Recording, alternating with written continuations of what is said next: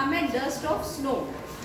Dust of snow, dust का अगर हम मीनिंग निकालेंगे तो क्या मीनिंग निकलेगा? डस्ट मीन्स क्या होता है?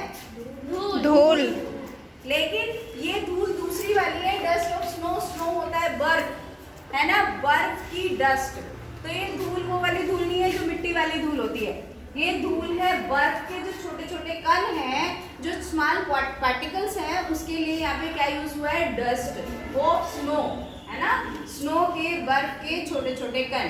And this pome is composed by Robert Frost. Robert Frost ने ये पोम लिखी है, और रॉबर्ट फ्रॉस्ट जो इसके पोएट हैं, उनका अगर हम पूरे नाम की बात करें, उनका पूरा नाम है रॉबर्ट ली फ्रॉस्ट। ठीक है, सबसे पहली बात, क्योंकि ये फर्स्ट पोम है आपके सिलेबस की, तो आपको मैं एक बार और रिवाइज करा देना चाहती हूँ। लास्ट ईयर हमने 9th में भी पढ़ा था कि जो पोम होती है उसमें राइम स्कीम भी होती है। इस पोम की भी एक राइम स्कीम है। जरूरी नहीं है हर पोम में राइम स्कीम हो, लेकिन ज्यादातर पोम्स पे राइम स्कीम होती है। राइम का मतलब होता है जब एक जैसे वर्ड, जो लास्ट वर्ड है, एक दूसरे से मैच करते हैं, वो होते हैं राइमिंग वर्ड्स। जैसे आप ये देखो, क्रो है ना, एक क्रो वर्ड है और एक है स्नो। एक सा सुनाई दे रहे क्रो स्नो। अगर ये लिखने को आ गया कि इस स्टैंजा में से, इस पोम में 2 स्टैंजा है, 4-4 लाइन के स्टैंजा इसमें दे रखे हैं, ये पैटर्न है। The way a crow swooped down on me, the dust of snow from a hemlock tree। ठीक है, इसमें एक स्टैंजा ये 4 लाइन का है, और नीचे जो ये 4 लाइन है इसका एक स्टैंजा है। तो केवल 2 स्टैंजाज की ये एक पोम है। ठीक है, छोटी सी पोम है। अगर आप समझोगे इजी भी है, इजी टू अंडरस्टैंड है, अगर आप समझने की कोशिश करोगे। ठीक है, हम बात कर रहे थे राइमिंग वर्ड्स की। तो एक स्टैंजा में आपसे पूछे जाते हैं, अगर आपके एग्जाम में क्वेश्चन आता है राइमिंग वर्ड्स बताइए, इस स्टैंजा में कौन से राइमिंग वर्ड्स यूज हुए हैं। अगर वर्ड्स की बात करता है, वर्ड्स मीन्स शब्द, कौन से शब्द यूज हुए हैं। अगर हम शब्दों की बात करेंगे तो शब्द कौन से यूज हुए हैं? Crow, snow. क्रो से क्या मैच हो रहा है? स्नो। और मी से क्या मैच हो रहा है? ट्री। ठीक है, मी और ट्री किससे मैच हो रहा है? मी, ट्री। तो अगर राइमिंग वर्ड्स लिखने को आ जाए फर्स्ट स्टैंजा में, तो आप क्या लिखेंगे? जोर से बताइए। क्रो, स्नो, मी, ट्री। ठीक है, crow is rhyming with snow and me is rhyming with tree, right. अगर आपका राइमिंग वर्ड्स पूछा जाता है तो ये लिखेंगे। लेकिन एक क्वेश्चन और आ सकता है, वो क्या आ सकता है? अगर आपसे पूछी जाती है कि what is the rhyme scheme of this stanza. Stanza आ गया, ठीक है, आपको कॉम्प्रिहेंड करने को आया, और आपसे पूछा गया राइमिंग स्कीम क्या है स्टैंजा की। तो राइमिंग स्कीम कैसे निकालते हैं, जस्ट सी इट। देखिए, जो लास्ट वर्ड होता है किसी भी सेंटेंस का, उसके अकॉर्डिंग जाते हैं। देखिए, क्रो है, पहले वाले को हमने क्या नाम दे दिया? ए। क्या नाम दे दिया? ए। पहले का जो लास्ट वर्ड है क्रो। अब देखिए, क्रो से मी मैच कर रहा है कि नहीं कर रहा? कर रहा है क्रो से मी मैच? नहीं कर रहा। अगर स्नो होता, ब्लो होता, ग्रो होता तो मैच करता, है ना। लेकिन ये तो मी है तो ये मैच नहीं कर रहा, इसलिए इसको हम नाम क्या दे देंगे? बी। और हमेशा राइम स्कीम को जब हम लिखते हैं तो कौन से लेटर्स में लिखा जाता है? स्मॉल लेटर्स में, राइट। स्मॉल लेटर्स में हमें राइम स्कीम लिखनी होती है, तो ए बी। अब देखिए, इनमें से अब ये तीसरी लाइन का जो लास्ट वर्ड क्या है? स्नो है। आप बताइए, स्नो ए से मैच कर रहा है या बी से मैच कर रहा है? हाँ, क्रो के साथ जा रहा है, स्नो मी के साथ तो नहीं जा रहा। तो क्योंकि ए से मैच कर रहा है तो इसका नाम भी हम क्या दे देंगे? ए। क्योंकि जो जितने भी वर्ड ऐसे आएंगे जो क्रो से मैच करेंगे, वो सब अब ए नाम दिया जाएगा उनका। ठीक है, यस मैम। अब मी से जितने भी वर्ड आएंगे इस तरीके के प्रोनाउंस करने वाले, मतलब उसकी साउंड देखनी है, हमें प्रोनाउंसिएशन देखनी है कि वो किस तरीके से लास्ट वर्ड है। अब देखिए, 4th लाइन का लास्ट वर्ड क्या है? ट्री। क्योंकि लाइन का हमें लास्ट वर्ड पे फोकस करना है। अब देखिए, मी किससे राइमिंग हो रही है बताओ? किससे हो रही है? ट्री किससे राइमिंग हो रहा है? मी से। और मी का नाम क्या दिया था हमने? बी। तो क्या लिख देंगे इसके आगे? बी। तो राइमिंग स्कीम क्या होगी इस स्टैंजा की? ए बी ठीक है। इसका हमने राइमिंग स्कीम भी देख ली और राइमिंग वर्ड्स भी देख ली, राइट। अब हम पढ़ते हैं इस स्टैंजा को। फिर इस दूसरा जो स्टैंजा हम पढ़ेंगे उसकी राइमिंग स्कीम भी आप निकालोगे और राइमिंग वर्ड्स भी आप निकालोगे, ओके।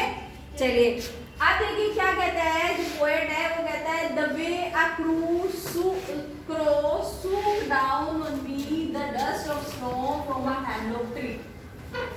जिस तरीके से एक क्रो ने, वे होता है तरीका, है ना, जिस तरीके से एक क्रो ने, क्रो क्या होता है बताइए? क्रो देखा है किसी ने? क्या होता है? कौवा, है ना, आप जानते हैं काले रंग की एक बर्ड होती है ब्लैक कलर की, और हमें देखते हैं काव काव जिसकी आवाज होती है, सभी जानते हैं, तो उसको तो बताने की जरूरत नहीं है।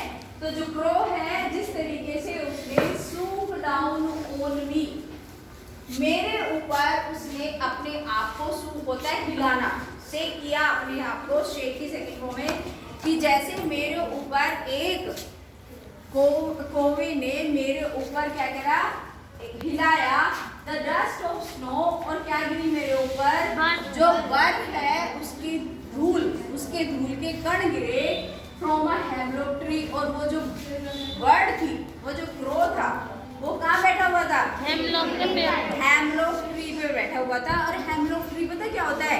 ये एक पॉइजनस ट्री होता है। पॉइजनस मतलब जहर का पेड़, विषैला पौधा, ठीक है। जिस तरीके से हमारे यहाँ धतूरे का पेड़ होता है ना स्टूडेंट्स, इसी तरीके से हेमलॉक ट्री भी होता है, ठीक है। लेकिन वो बड़ा सा होता है, इसकी ब्रांचेज होती हैं। तो उसमें एक क्रो बैठा हुआ था, और जो पोएट है उसका मूड एकदम अपसेट था। कैसा था मूड उसका? अपसेट था।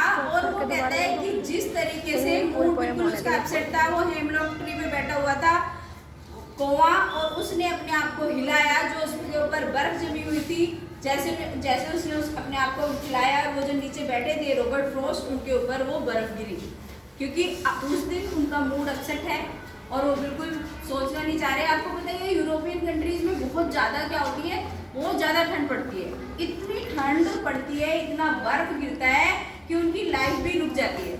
यूरोपियन कंट्रीज में जो ये मंथ होते हैं ना ज़्यादा सर्दी वाले, उनको अच्छा नहीं माना जाता सर्दियों को, क्योंकि उनकी लाइफ भी जम जाती है, उसमें बहुत सारी चीज़ें नहीं कर पाते। आप देखते होंगे, हमारे यहाँ भी सुनते होंगे कि जम्मू कश्मीर में जाम की वजह से रास्ता बंद हो गया, है ना, या फिर कहीं हिमाचल प्रदेश में, नैनीताल में जो टूरिस्ट हैं वो जा नहीं पा रहे। तो इस वजह से वो आज क्या है वो बता रहा है। अब देखो यहाँ पर एक क्रोक से बता रहा है कि क्रू ने जिस तरीके से अपने आप को हिलाया और मेरे ऊपर क्या गिरा, धूल के कण गिरे, वो किस चीज के कण, बर्फ के कण गिरे, has given my heart a change of mood, जो मेरा मन था, क्योंकि वो अपसेट है, रॉबर्ट फ्रॉस्ट जो पोएट है एकदम अपसेट है, तो उनका जो मूड है ना वो एकदम से चेंज हो गया and saved some part of a day I had rude, और वो कहता है कि उसने बचा लिया जो कुछ हिस्सा मेरे दिन का जो खराब होने वाला था, उस हिस्से को बचा लिया। क्योंकि अब उन्होंने ये तो बताया कि मूड अपसेट है, अगर हम बैठे रहेंगे, मान लो आप देखो अंधकार में कोई कमरे की लाइट बंद करी, लाइट अंधेरा कर लिया और बैठ गए, गाने सुन रहे हैं सैड सॉन्ग, तो मूड थोड़ी ना चेंज होगा। अब इन्होंने किस चीज़ की इम्पोर्टेंस बताई है और किस नेचर की, वो नेचर में जाके बैठे, बाहर जाके बैठे। और देखो आपने देखा होगा ज़्यादातर जो पोएट्स होते हैं वो किस चीज़ की संज्ञा देते हैं, किस चीज़ से कंपेयर करते हैं, कहाँ की बर्ड्स को दिखाते हैं, वो दिखाते हैं कोयल को दिखाता है, कोई तोते को दिखाता है, मोर को दिखाता है, उसकी सुंदरता दिखाता है। इन्होंने एक ऐसी चिड़िया को दिखाया, एक ऐसे पक्षी का नाम लिया जिसको हम अच्छा नहीं मानते। उन्होंने, रॉबर्ट फ्रॉस्ट ने ये बताने की कोशिश करी है कि कोई भी नेचर की चीज़ हो, कोई भी ईश्वर की बनाई हुई कोई भी नेचुरल चीज़ है, वो हर चीज़ में पॉजिटिविटी है अगर हम लेना चाहें। एक क्रो के माध्यम से जिसको हम नेगेटिव वर्ड्स में आती है, उसके माध्यम से भी क्या हुआ, मेरा मूड चेंज हो गया। अब ये कह रहे हैं कि और देखो ट्री, अगर कोई पेड़ों की संख्या बताता है, आम का पेड़ है, आम लगे हुए फूल हैं, है ना, इस तरीके के आपने देखा है, सारे के सारे कभी ऐसी चीज़ें बताते हैं। लेकिन इन्होंने एक पॉइजनस ट्री जिसमें जहर होता है उस पौधे की बात करी, मतलब इन्होंने जो किसी भी चीज़ को कंपेयर करा या किसी चीज़ को पोएम में लिया, इन चीज़ों में इन्होंने ये बताने की कोशिश करी है कि जो हमारी नेचर की कोई भी चीज़ है, ईश्वर की बनाई हुई जो भी नेचर की जो भी क्रिएशन है, वो भी हमारे लिए अच्छी होती है, वो भी हमारी चीज़ों को बेहतर कर सकती है, कोई भी चीज़ खराब नहीं है। मतलब this poem is full of positivity. इससे पता चलता है कि जो पोएट हैं वो कितने पॉजिटिव चीज़ों को सोचते थे। अब वो माइंड उनका बिल्कुल खराब था। एक कौवा, एक हेमलॉक का ट्री और एक वो नेचर में वहाँ पे बैठे। अब उनका जो आगे का दिन बर्बाद होने वाला था, रियूड होने वाला था, जो दिन खराब हो गया था, उस हिस्से को आगे को बचा लिया, क्योंकि अब उनका जो मूड है वो एकदम चेंज हो चुका है। अब उनका जो मूड है वो कैसा हो चुका है, चेंज हो चुका है, अच्छा हो चुका है। वो समझ चुके हैं कि लाइफ रुकने का नाम नहीं है, कि बर्फ जम गई है, हर चीज जमी पड़ी है, हर चीज बंद है, वो उसका नाम नहीं है। अब क्या हो गया है, अब उनका हृदय परिवर्तन हो गया है। ठीक है, तो ये आज की आपकी पोम थी जो खत्म हो गई है।